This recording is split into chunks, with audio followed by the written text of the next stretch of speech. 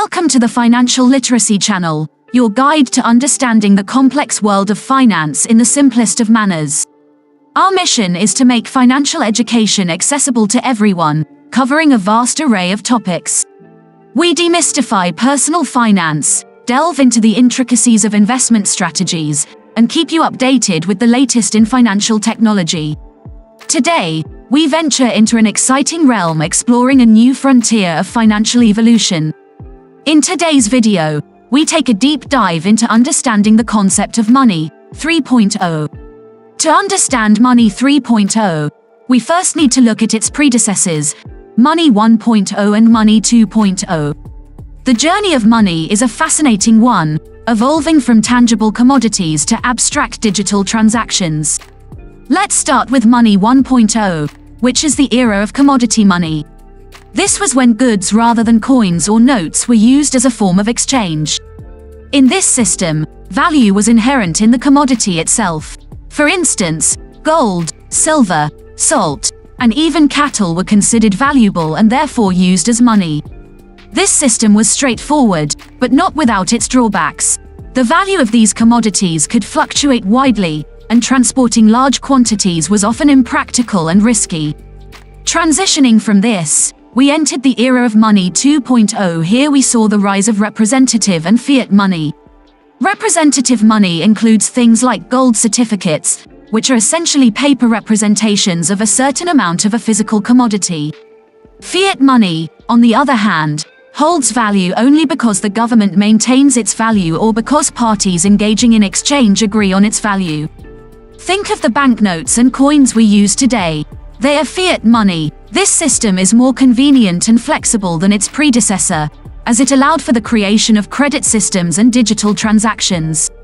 However, Money 2.0 is not without its limitations. The value of fiat money is significantly influenced by government policies and international relations, which can lead to inflation or even hyperinflation in some cases.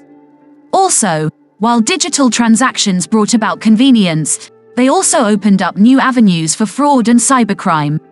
As we can see, each evolution in the concept of money has sought to address the limitations of the previous system, while also introducing new benefits and challenges. Now that we have the background, let's delve into the crux of today's discussion, Money 3.0. A term that seems complex, but is rather an evolution of the financial world as we know it. Let's dive right in. Imagine a world where currency is not limited by borders or controlled by central banks. A world where transactions can happen instantly, regardless of the amount or the geographical distances involved. Welcome to the world of Money 3.0, the digital frontier of finance. Money 3.0 is a term that encapsulates the concept of digital or virtual currencies. The most famous of these are cryptocurrencies, such as Bitcoin and Ethereum. These digital currencies are created through complex mathematical processes known as mining and are stored in digital wallets that can be accessed from anywhere in the world. The defining feature of Money 3.0 is its decentralized nature. Unlike traditional currencies, which are issued and regulated by governments or financial institutions, digital currencies are not controlled by any central authority. This decentralization is made possible by blockchain technology, a digital ledger that records every transaction in a secure and transparent manner. The blockchain ensures that every transaction is verified by a network of computers known as nodes before it is added to the ledger. This makes it nearly impossible to counterfeit or double-spend digital currencies, adding to their security and reliability. The decentralized nature of Money 3.0 also means that it is not subject to the same regulations and financial policies that govern traditional currencies. This can lead to significant fluctuations in value as the price of digital currencies is determined solely by supply and demand. In essence, Money 3.0 represents a shift from the physical to the digital, from the centralized to the decentralized. It's a new way of thinking about money, one that places power in the hands of the people rather than institutions. It's about taking control of your own financial destiny and having the freedom to transact anywhere, anytime. The concept of Money 3.0 opens a new chapter in the world of finance. But how does it work? Stay tuned as we unravel the intricacies of this digital revolution in our next segment. Money 3.0 operates on a technology called blockchain, a term many of you might have heard. But what is this blockchain and how does it work? Let's break it down. Picture blockchain as a ledger, a record book, if you will, except this one is digital and public. It records all transactions made with a particular cryptocurrency, like a meticulous accountant. Each transaction creates a block and these blocks are interconnected in a chain, hence the term blockchain. What makes this ledger special is its transparency. Once a transaction is recorded, it's there for everyone to see. It's as if you've written it on a giant billboard in the middle of a bustling city. This transparency creates a sense of trust among users. Now let's talk about security. Each block in the chain contains a unique code called a hash. Along with the hash of the previous block, change a single transaction and the hash changes. This would break the chain, alerting the system to the tampering. This makes the blockchain incredibly secure. It's like having a safe that screams out loud when someone tries to crack it. Another key feature of blockchain is its decentralization. Unlike traditional money systems, where a central authority like a bank or government controls the transactions, blockchain distributes the power among all its users. It's a democratic system of currency, if you will. So how do transactions work in this system? Simple. If Alice wants to send some cryptocurrency to Bob, she initiates a transaction. This transaction is broadcasted to a network of computers known as nodes. These nodes validate the transaction using algorithms, and once validated, the transaction is added to the blockchain, completing the process. Through this system, blockchain ensures the integrity of the currency. It's like having a group of vigilant guards constantly watching over your money. This revolutionary technology has its pros and cons. Let's explore them. Like every coin has two sides, Money 3.0 has its share of advantages and challenges. As we move further into this digital age, we're seeing a seismic shift in the way we handle finance. Let's discuss the pros and cons of this fascinating new development, starting with the advantages. Money 3.0 is decentralized. This means it's not governed by any central authority or government. It's a global currency that transcends borders, offering a level of freedom previously unheard of in the financial world. This decentralization also provides a degree of transparency that's quite revolutionary.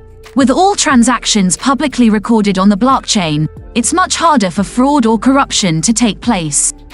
The potential for high returns is another significant benefit of Money 3.0. With the right investment strategy and a bit of luck, some individuals have seen the digital assets skyrocket in value. However, it's essential to remember that this is not a guaranteed outcome, and investing in digital assets should always be done with caution. On the flip side, there are challenges to consider. The first is volatility. The value of digital assets can fluctuate wildly, sometimes within just a few hours. This volatility can lead to substantial gains, but can also result in significant losses. Then there are regulatory issues. As governments around the world grapple with how to handle digital currencies, investors could find themselves in a tricky situation. Regulations can change abruptly, impacting the value and legality of digital assets. Finally, there are security concerns. While the blockchain itself is secure, individual wallets and exchanges can be vulnerable to hacking. It's crucial for users to take steps to protect their digital assets. Despite the challenges, the adoption of Money 3.0 is increasing. It's crucial to understand this new financial landscape. As with any investment, knowledge is power. By understanding the pros and cons of Money 3.0, you're better equipped to navigate this exciting new frontier. So keep learning, stay informed, and remember, the future of finance is here and it's digital money. 3.0 is not a distant future. It's here and it's changing the way we perceive and use money. This evolution from physical to digital, from centrally controlled to decentralized, is a leap that's transforming our world. We've journeyed together through the stages of Money 1.0 and 2.0, understanding how they laid the groundwork for this exciting new era of finance. Money 3.0 is more than just a technological advancement. It's a paradigm shift. It's about harnessing the power of technology to create a more inclusive, transparent and efficient financial system. It's about breaking down barriers and opening up opportunities. But like any innovation, it comes with its own set of challenges. From security concerns to regulatory complexities, these are hurdles we must navigate wisely. It's crucial to keep ourselves informed and educated about these changes. Knowledge is power, and in the world of finance, it's currency. As the landscape of money continues to evolve, so must our understanding of it. We must stay curious, stay adaptable, and most importantly, stay informed. The world of money 3.0 is vast and intricate. It's a journey that we're all on together, and it's one that demands our continued learning and understanding. So let's embark on this journey with an open mind and a thirst for knowledge. Stay ahead of the curve by subscribing to the Financial Literacy channel. Until next time, keep learning and stay financially savvy.